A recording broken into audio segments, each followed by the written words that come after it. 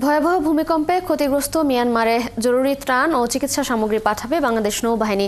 সকালে নেভাল বার্ড থেকে নৌবাহিনী প্রধানের উপস্থিতিতে বানৌজা সমুদ্র অভিযান চট্টগ্রাম ছেড়ে যাবে। গত 28শে মার্চ মায়ানমারে ভয়াবহ ভূমিকম্প হয়েছে। এই ভূমিকম্পে ব্যাপক জানমালের ক্ষয়ক্ষতি হয়েছে।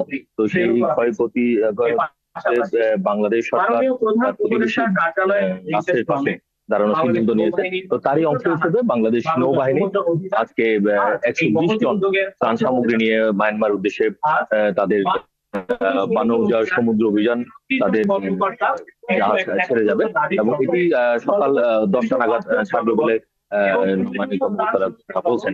এই ত্রাণের মধ্যে রয়েছে তাঁবু, শুকনো খাবার, ওষুধ, জীবাণুনাশক এই বিষয়গুলো রয়েছে। আর আপনি জানেন যে যেহেতু এখন মিয়ানমারে বেশিরভাগ জায়গায় আসলে 7.7 মাত্রার ভূমিকম্পে অনেক বাড়িঘর ধ্বংস হয়েছে।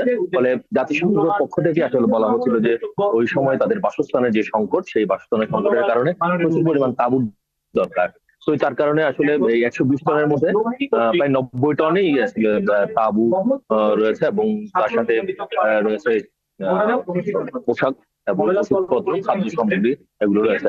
এবং এর আগে গত 1 এপ্রিল কিন্তু বাংলাদেশ থেকে আরো 2টি টিম কিন্তু গেছে, যারা নৌবাহিনী, বিমান বাহিনী, সেনাবাহিনীর এবং ফায়ার সার্ভিসের সদস্যদের সম্মিলিত একটি টিম রয়েছে, যারা ওখানে উদ্ধার কাজ এবং চিকিৎসার কাজটি এসে শুরু করেছে। এবং ওই সময় প্রায় 32 টন ত্রাণ সামগ্রী নিয়ে যাওয়া হয়েছিল। তো এইবার কিন্তু একটু বেশি পরিমাণে ত্রাণ সামগ্রী নিয়ে যাওয়া হচ্ছে এবং আগামী 11 তারিখে এই জাহাজ, বাংলাদেশ নৌবাহিনীর জাহাজ সমুদ্র অভিযান, সেটি মায়ানমারের ইয়াঙ্গুন বন্দরে পৌঁছাবে এবং ইয়াঙ্গুন বন্দরে পৌঁছে সেখানে আসলে বাংলাদেশ সরকারের পক্ষ থেকে যে সহযোগিতা সেটি তারা মায়ানমার কর্তৃপক্ষের কাছে হস্তান্তর করবে।